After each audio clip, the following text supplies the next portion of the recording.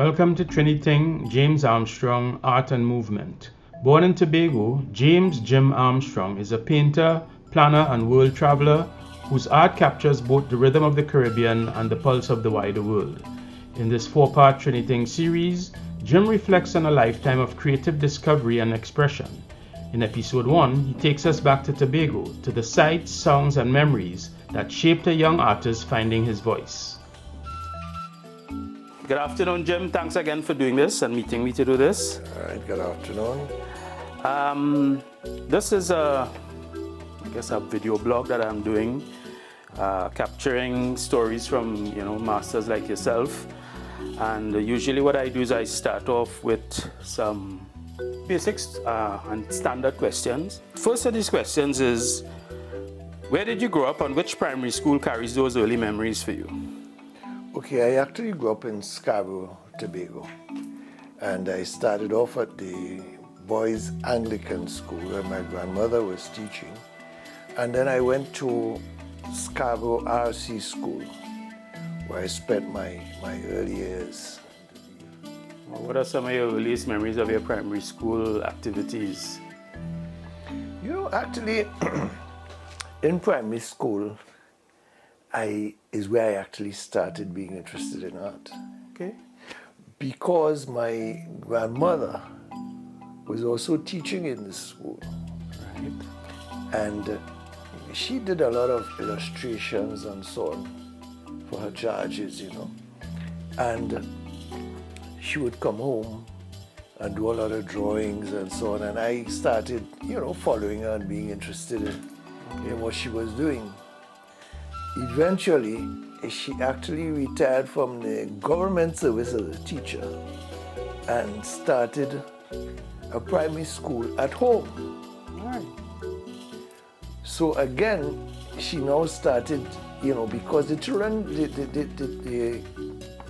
wanted to continue with her. A lot of them wanted to continue with her. A lot of the parents didn't want her to stop teaching because she was considered such a good teacher. Right. And she would be doing all of these drawings, and on a board actually, using chalk.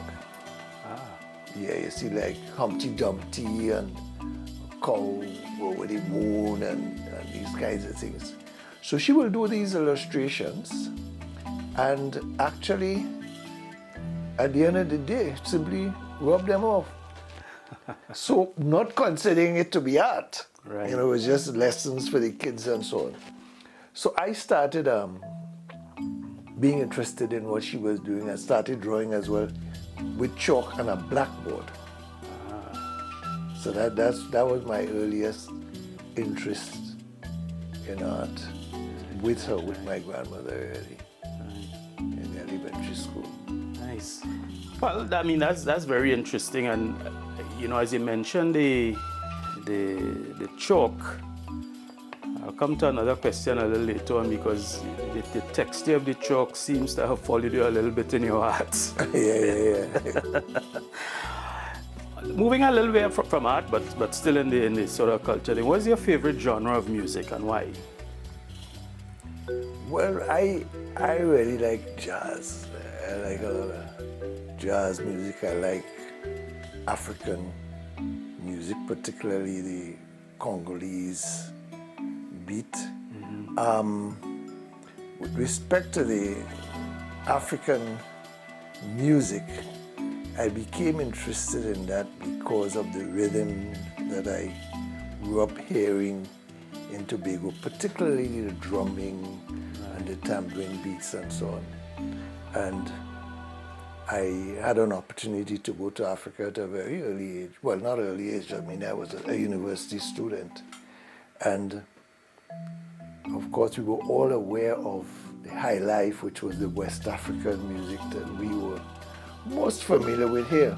But then when I got there, I started hearing, for instance, the Congolese beat, which is very different, as well as the South African music, and became very much interested in the Congolese, South African.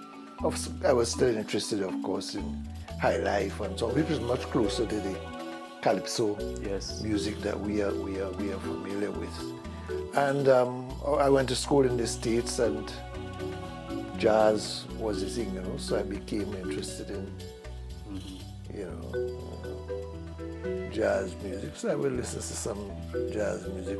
Anything, I mean, once it says jazz, I just put it on. Even when I'm painting now, Right. I just put it on and listen to,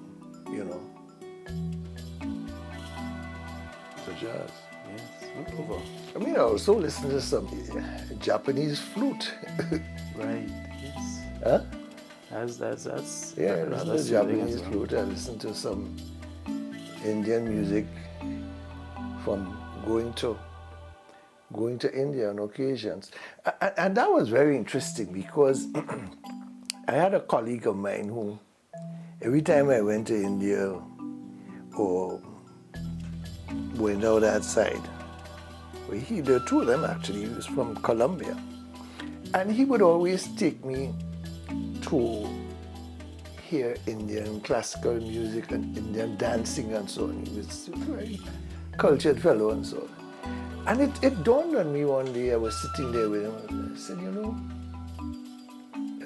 I am accustomed to this music. I mean, I know this music. I grew up hearing this music. But what was interesting is that it was not until then that I said, but this is the music within my environment. That, before then, So you had to go away to recognize you that have it to was go there. away and somebody, and even after I came back, and I wanted to hear that music some more. It's very interesting that it is somewhat removed. And that, I think, is most unfortunate. Yeah. Yeah. So, Jim, would you consider yourself an early bird or a night owl? Will you tell me? I work from 2 o'clock every morning. So that's what, early bird, I guess. It's a very early bird. Yeah, Or very late a night owl. when I was actually at school, I would stay up late Right. until 1 o'clock or whatever. But I work every day from 2 o'clock. Sometimes I will get up a little earlier. Sometimes I might, maybe 2:30. But it's usually from 2 through the day. Don't call me in the evening. Okay. Because I would wind down about 4 o'clock. I start listening to the news, and before the news is finished, I start sleeping again. Right. Well, if you get up at But 12. I work early in mornings. Okay. But it's very quiet, and you listen to. Sometimes I come into the studio and I have a painting to work on, and I will sit for an hour looking at it, thinking about it before I actually start painting, trying to figure out, where am I going with this work, what do I need to do, and so on. So I start early in mornings.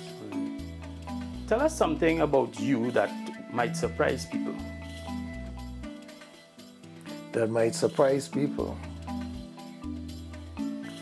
What can I say? I think that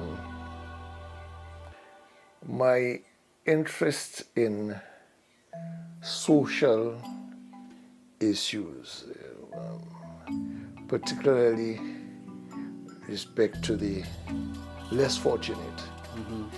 I think because I came from a middle class family and so on, and went to university, traveled abroad, a lot of people think that,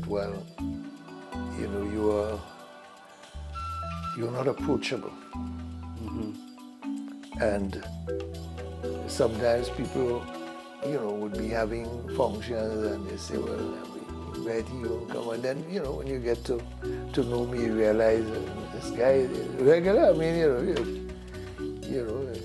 as the saying goes, come and ground with us. Right.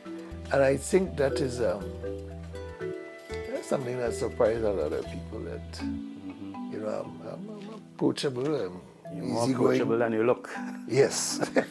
or than you appear to be. Right. You began painting in your teens or in your very early days in Tobago. What do you remember most about some of those creative experiments, if I could call them that? But in Tobago, one of the problems I had really is that I didn't have access to a lot of art materials. I knew that I wanted to paint. I knew that I wanted to move on from drawing on paper, and I started off using watercolor and so on. And one day I started, I saw some glass panes below the house, that glass left over from some construction, something they were doing, and actually started painting on glass with lacquer paints, which was most unusual. But the point is that I had access to some lacquer paints and I had the glass, and the way I was painting on the glass was not the front side of it, but I was painting with the intention that the reverse side would be the actual painting. Wow. So that then I had challenges then with the transparency on one color coming through the other. Because when I turned it over, I found, I liked how it looked on the reverse side. So I started doing that sort of reverse painting and experimenting with that. So those are some of the early experiments that I did, simply because I didn't have access to canvas and that sort of thing, the normal things that and in your mind you had to do some mirroring there, because you're painting the sort of backside of the painting. So in your mind you have to keep thinking in terms of, well, if I were to put this color now next to this color or behind this color, when I turn it over, what would it look like? But I guess I like that glossy look on the other side. Right. So I experimented with that for a long time. Then I started painting on, again with lacquer paints, on conch shells.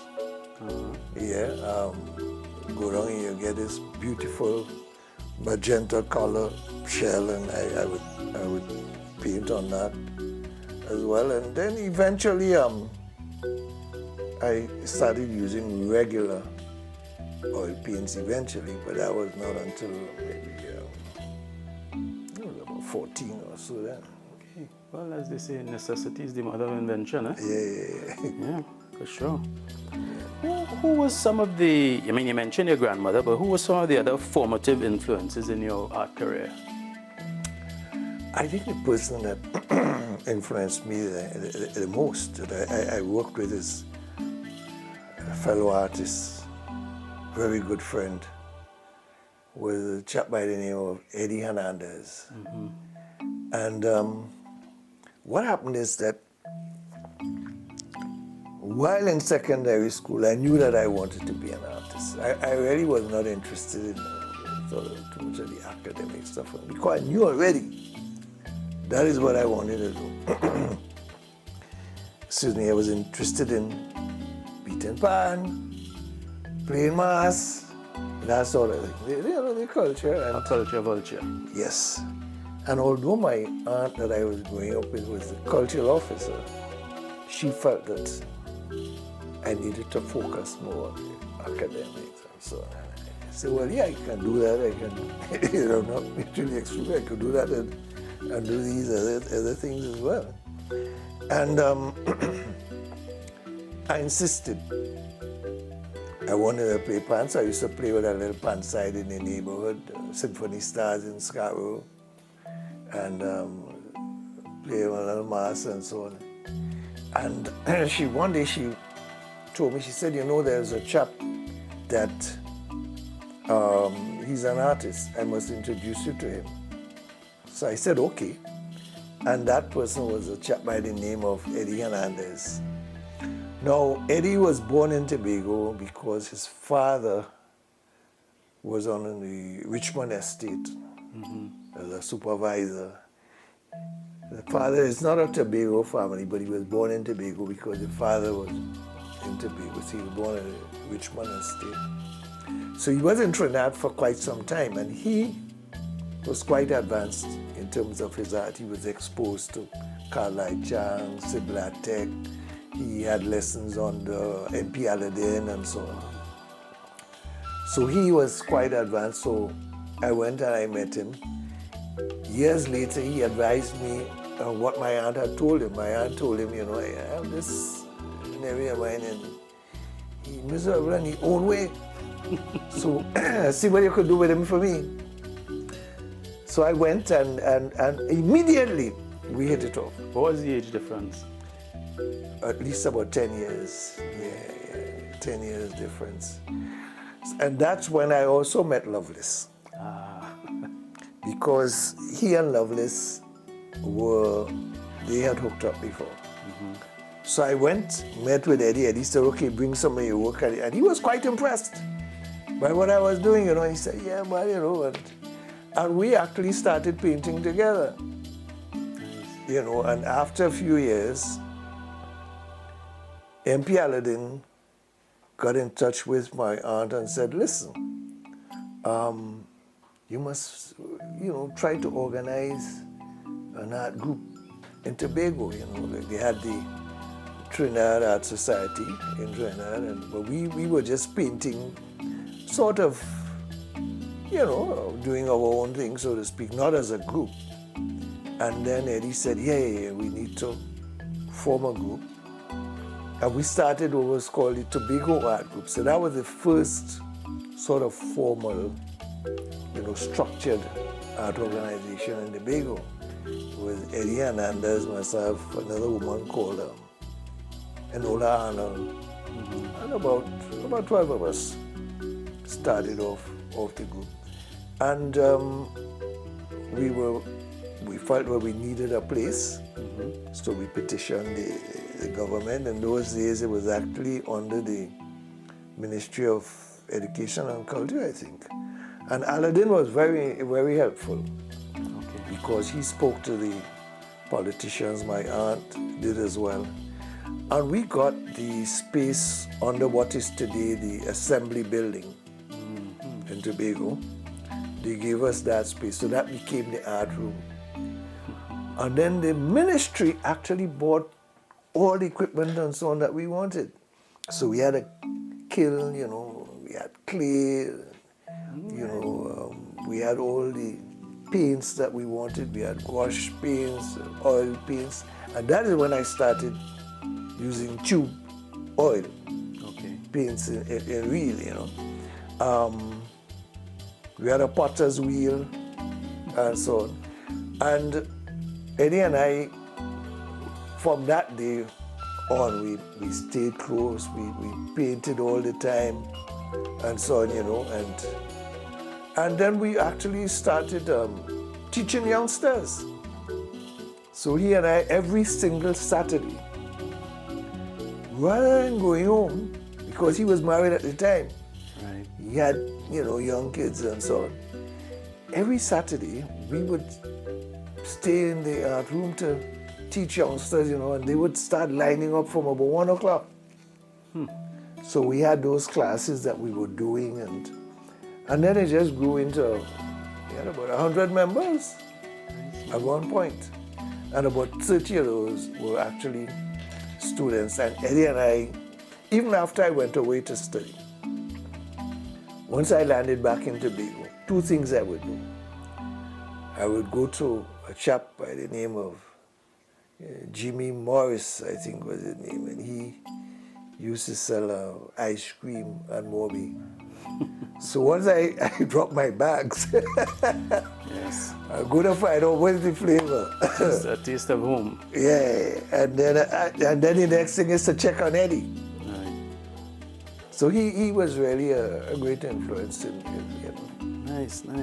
That's wonderful, man. I mean, you and of course, after that was MP Aladdin. Of course, I got to know him very, very well. And a fellow called Holly Guyadin, I think was his name. He used to come up to Tobago as well. So Aladdin was the one who felt that actually was trying to encourage me to go away to study art. So that was a big thing for a while. Well, you did eventually go away, but not to study art I started off in design. Design, right? Yeah, the problem is that I had my first solo exhibition in 1965 in Tobago, in the library, which was upstairs. At that time, the assembly wasn't there yet. And I had about, I don't know, maybe about, because I had a lot of paintings that I was just painting. I said, but I need to have an exhibition. So I spoke to a friend of mine who was a librarian, Yvonne Yearwood. Eventually became Yvonne Bob. The librarian said, I want to have an exhibition. She said, you can have it. So I had this exhibition with about, I don't know, 35, maybe 40 pieces. And I sold only one piece.